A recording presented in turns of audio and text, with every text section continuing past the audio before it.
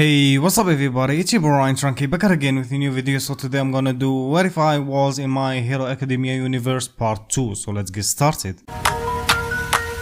Yeah. Hold up.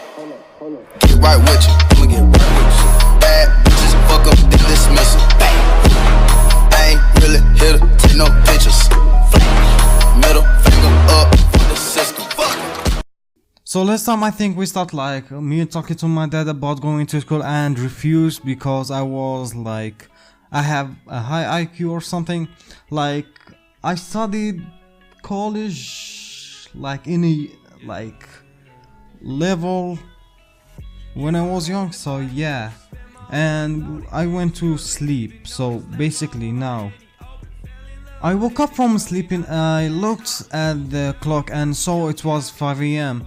So I got up and started stretching and then walked to the bathroom. I took a shower, then went to my room and I wore my clothes like for exercise. So I did 100 push-ups, sit-ups and squats. I looked at the hour and it was 6 a.m. So I wrote a note to my dad that like I told him I went for a jog. So I left and closed the door behind me and start jogging while listening to music, basically lo-fi or think of any music you like, of course. So about an hour passed. I saw myself near the park, so I decided that I will rest for a while. So I went to I went there and sat on a bench and started scrolling on my Hero Tube, basically a repo of YouTube. So yeah, please don't copyright strike me, yeah. And I saw Ryan Trunky uploaded a vid.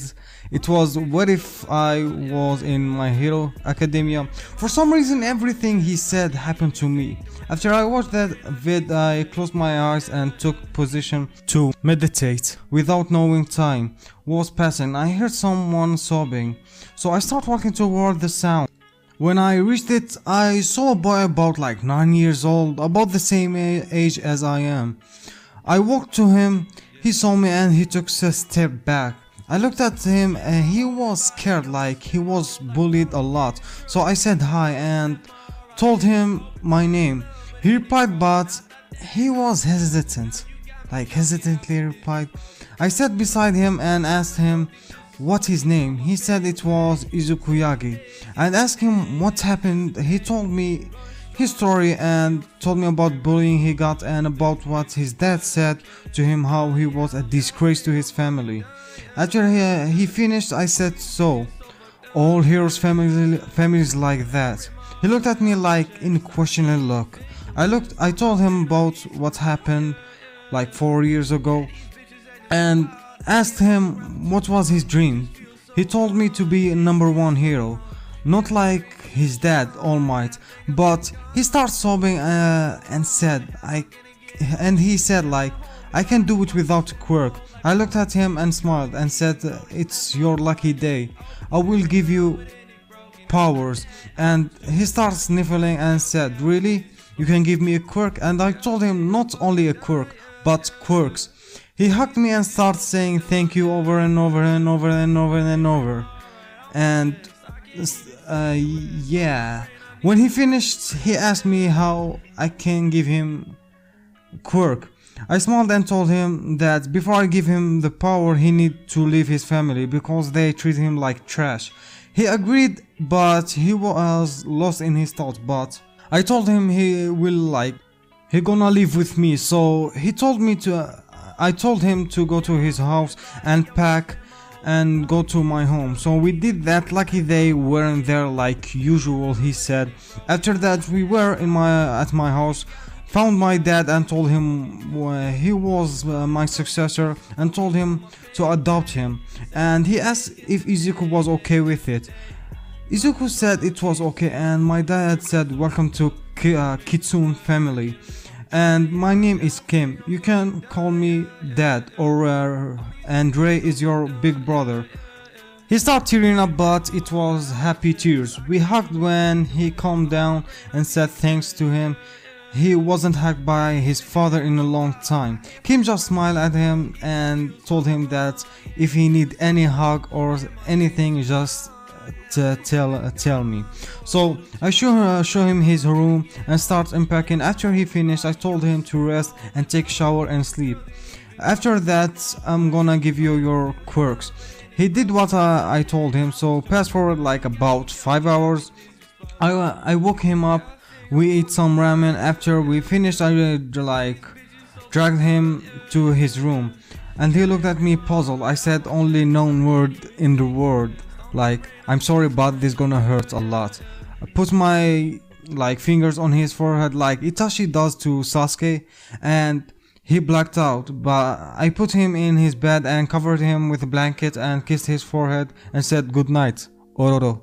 It means like Ototo or Ororo, I don't know how to say it, but basically it means like younger brother.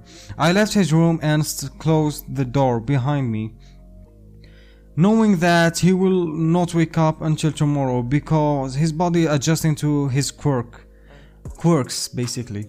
I went to the living room. I turned the TV. I start watching some news, like the villains were captured by All Might and ranking of the heroes, and my dad walked in and sat beside me, and he cited and said, does every hero family neglect and abandon their quirkless children? I told him that I don't really know, and this word really cruel, so to some people, and people are power hungry and money hungry. And he said, you know, for someone in younger age, you are really matured.